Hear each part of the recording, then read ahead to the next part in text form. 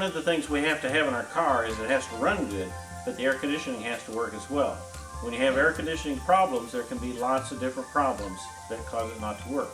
One is a bad condenser. Now that's what we're going to show you today. We've got a condenser that's leaking.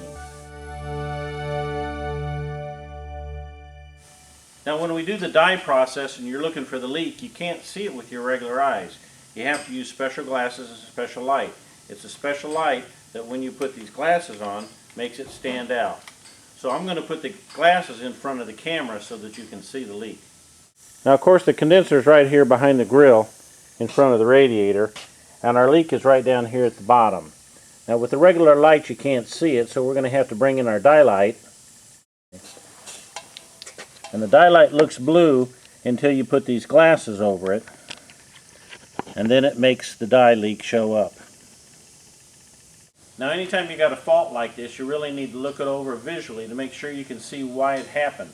Sometimes they're natural, sometimes maybe down there a condenser, a little rock could come up there and hit it. Sometimes it could be due to high pressure on your system. So like when we had it here with our gauges, we made sure all the pressures were not too high and it didn't blow it out.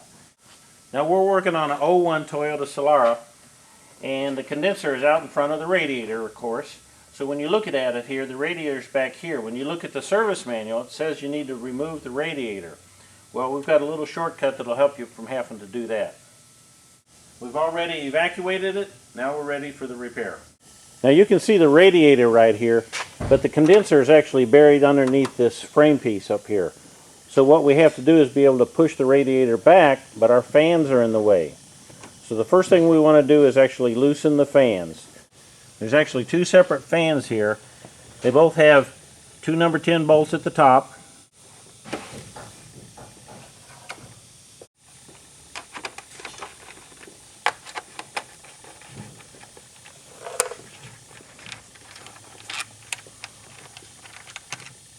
Now this one has a couple connectors that we have to unhook as well.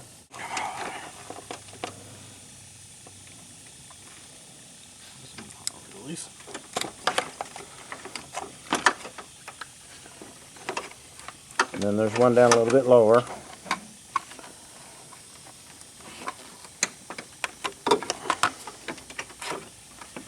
Now at this point, this fan should just be able to pull up and out of the way. There's actually another connector on the bottom, so when you pull this up and out of the way, just lay it down on top of the engine.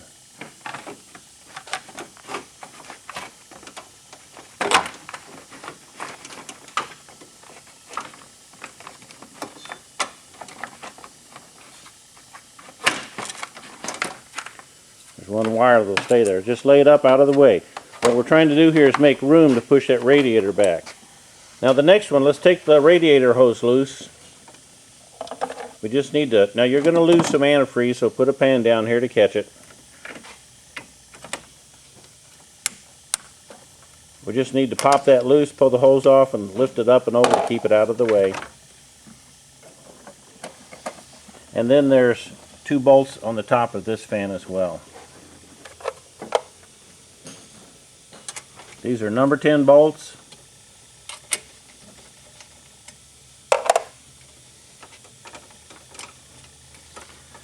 Now if you notice, the other fan, all it had was two bolts at the top. This one has two bolts at the top and one at the bottom. I can't get my camera down there to show that to you. Now if you'll just stick your hand down there, you can actually feel the bolt and you can get a number 10 wrench on it. But then when we pull this up, we'll actually show you where it's at. We've got a connector on this one as well.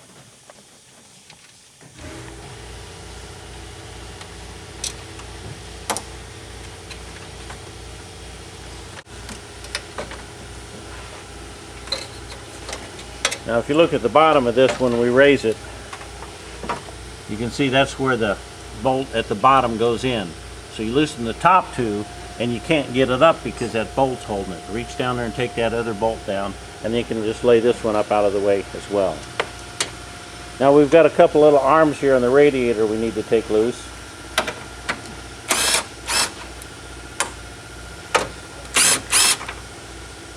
We take those, they just simply lift off of studs. They have rubber bushings in them.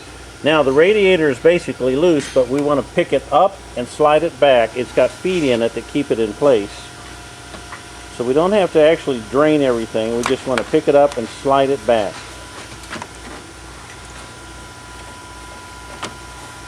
Now if you look down in there, you can see we've got enough room now to get the condenser, which is back in there, out. Now to get the condenser out, there's two number 10 bolts. One is right there.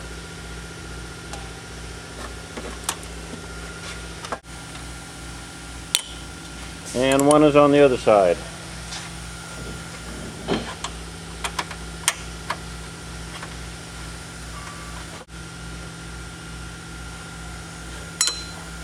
Now the condenser, you see, actually you can push back. It can't go back all the way yet because we're still connected. Now the connection on this side is actually probably a little easier if you go from underneath, reaching up underneath it.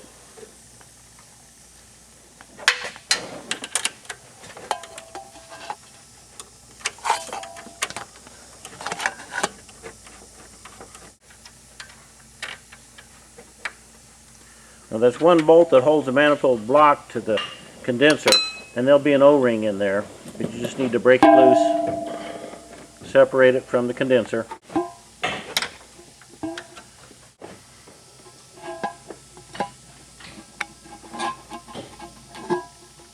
And there's the manifold block, and you can see the O-ring. We'll need to replace that O-ring. Now this one here you can see is going to be pretty tight. You're going to need a couple of wrenches. It's a 19 and a 17. One is a swivel and the other one is the fitting. Put some lubricant on there to try and get it to break loose. But that fitting is embedded into the soft core of the condenser, and as you go to pry on this, you're undoubtedly going to break that core.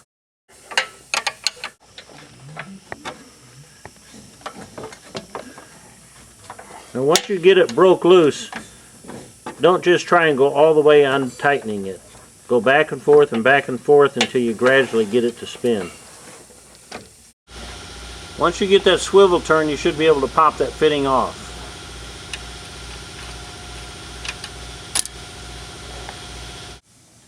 Now this is that fitting on the old condenser that we had a hard time getting loose because the swivel was so tight. You need to look at that real close. And if you look at the threads, they're pretty flattened out. That means it's probably going to leak. And when you turn this over, you can see the fact that we had to put some force on that, it actually flattened that out. It's not perfectly round anymore. So it is not going to go on the new one because this is not round where the new one is. So basically we need to replace this piping as well. This is where it goes on to the dryer. It's got your high side fitting. We need to order one of these out. Otherwise we're going to leak there and have to do this job over again, which we don't want to do. Now the dryer is actually hooked to the condenser too, and you need to get it first. It's held on to the bracket. If you have a real long Phillips screwdriver, you can actually just come in through here and take those two nuts out that are holding the dryer to the condenser.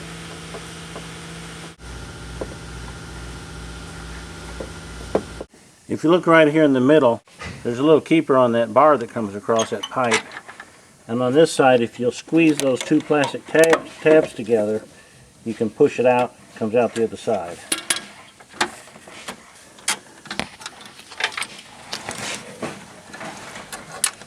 They just go through the fins to keep it in place. Now we've got everything loose. That condenser should just come straight up and out.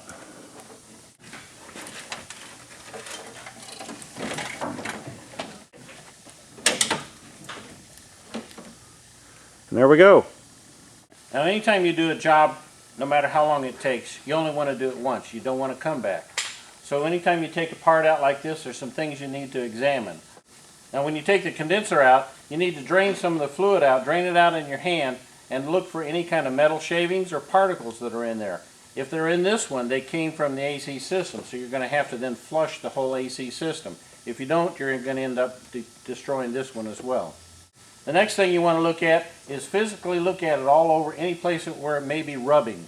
There's mounts and brackets, and if you see some shiny spots where it's been rubbing, you want to fix that before you put the new one in, because if that's the case, it's just going to rub through on the new one.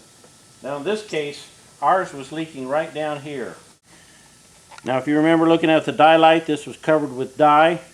I don't see any signs where it's actually been rubbing or scraping or puncture or anything like that. So I think we're safe just to put in the new condenser. Now I get my condensers from 1-800-RADIATOR. A lot of you think that's all they sell is radiators, but they sell a lot of air conditioning parts, water pumps, and they really have good condensers. Now I always order my parts before I start the job because I want to be able to move through this smoothly. When I get the part and open it up, what you want to do is look it all over, make sure it's identical, same part. But the other thing that'll help you with is looking how it is made. It'll help you understand how to take it apart. When I look at this, I can see that there's rubber feet on both sides. There's a manifold block, connects right there, and connects right here. And I've got the two number 10 bolts that hold it to the frame. So just like a radiator core support, this is a condenser core support. It sits down in the feet, and these bolts right here are the only thing that hold it on. So it gives you a better idea when you have to disassemble, knowing what you've got to do. So we're going to unpackage this, and it's time to install it. We're right at the very beginning of our air conditioning season. This system worked last season, but they went to use it this time and it wasn't working. They brought it to us. When we put our gauges on it, it still had pressure, but not enough. Now if you actually have the system come in and there's no pressure, it's exhausted all of its pressure in there, that means it's actually probably got a large enough hole that it's open to the atmosphere. If that were the case, you're definitely going to have to flush the system and change your dryer as well, because that atmosphere can get in there and be contaminating to the interior of the system. Now that leads us to this thing. When you get this new condenser, it does not want to have atmospheric pressure in it. So when you take your new condenser out of the box, it should be sealed.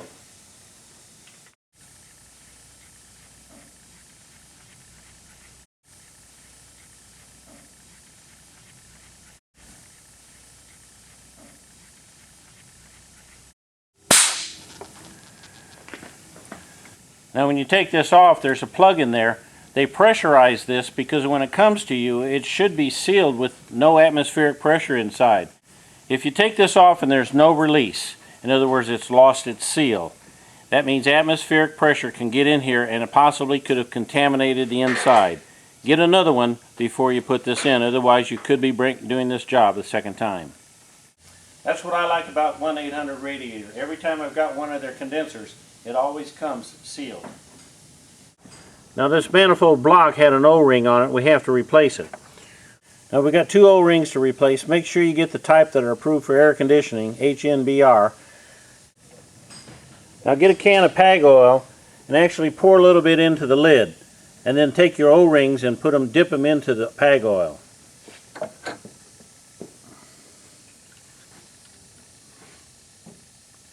That way your O-rings are coated in PAG oil before you insert them. Then simply take them out and put them in place.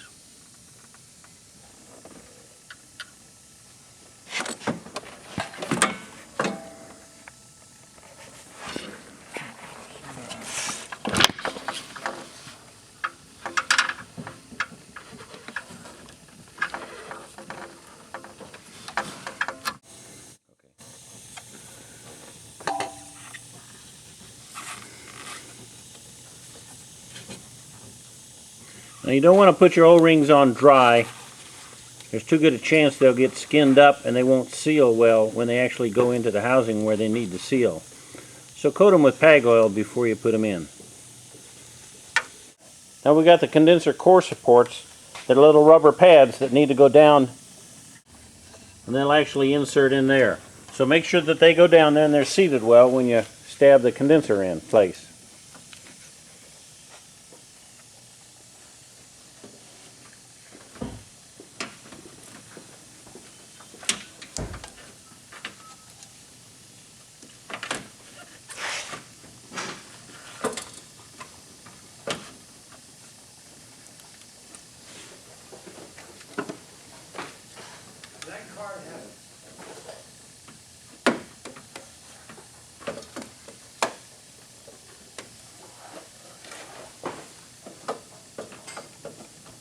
We've got the condenser in place, we've got it pushed forward, and now we've got the studs through.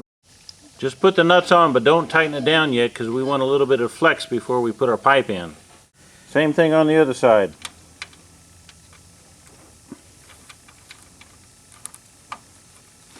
Now we have to get the pipe threaded on, so you definitely want to have room for the condenser to wiggle.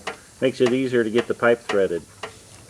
The new pipe doesn't come with this little bracket, so we got to take it off the old one. And that's the one that just slides through to keep it in the center of the radiator.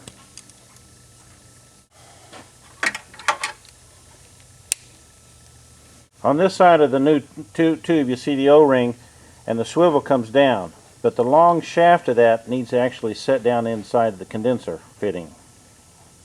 Now here's why it's important to have a little wiggle room.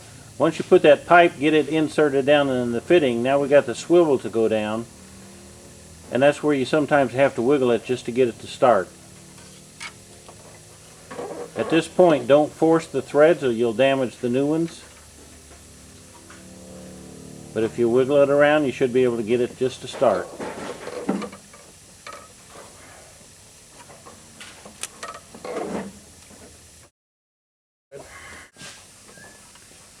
Once you get it started, it should thread down easily.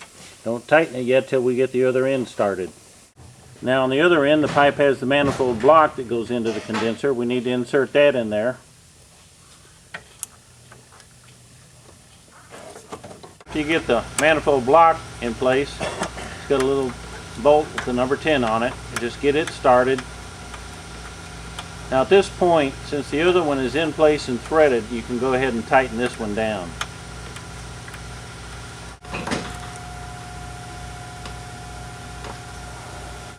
After you got the manifold block tight, it's time to put the dryer back on. If you remember, that was held on with two brackets, or a bracket with two bolts. Now the other end of this pipe goes into the dryer. The same thing, you want to get that inserted and the bolt started and threaded before you tighten anything down. Once you get the pipe in place, it's threading easily, go ahead and tighten it down. Now at this point everything is hooked up. It's time to go back and tighten things down. Now you can put that little centering device in. Just goes around the pipe and pushes through the condenser. Now this is the new condenser and we're having to use two different tools. The top swivel is still a 19, but the bottom was a 17, but if you notice it's much larger. We're going to have to use a crescent wrench to actually get held onto this. But they've actually reinforced it then on the updated condenser. Thread it by hand as far as you can and then you use your tools. It's very important here to keep what our crescent wrench is on, the block, keep that as solid and as steady as you can so that you're not going to twist it, because that block goes into the soft core of the condenser. If you twist it or tweak it too much, you'll end up having a leak right there. Our dryer has a connector, it's time to connect it.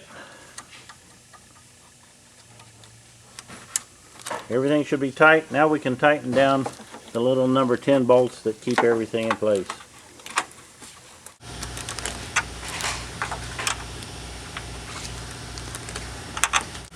Tighten the one on the other side. Now we've got the condenser in, so in reverse order we'll just need to bring the radiator forward. Make sure the feet are anchored down in the holes. Then we got brackets on top. Next thing then is to put the fans back in. Remember there's two, so slide one in, then the other in, and the radiator hose, hook them all up, and we'll be ready to charge the system. The condenser's all been changed. We've evacuated and recharged the system and checked it. It's working well. It's cooling very well. Now the last thing we need to do is to assure our work. And they make these little things called tamper guards, and we're going to install them. Now these tamper guards are actually pretty easy to install. They're just a sleeve and it goes around each of the fittings. You slide it down over the top, seat it all the way down, and then you just take a heat gun and shrink it around it. Apply the heat.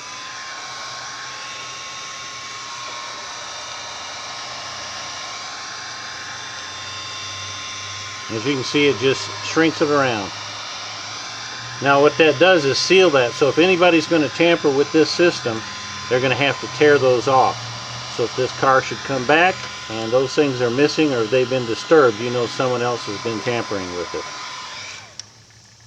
For my radiators and AC condensers, I like using 1-800 Radiator. They're quality parts delivered right to your door at competitive pricing. And if you'd like even a better deal, mention this coupon code on your next order and receive a discount.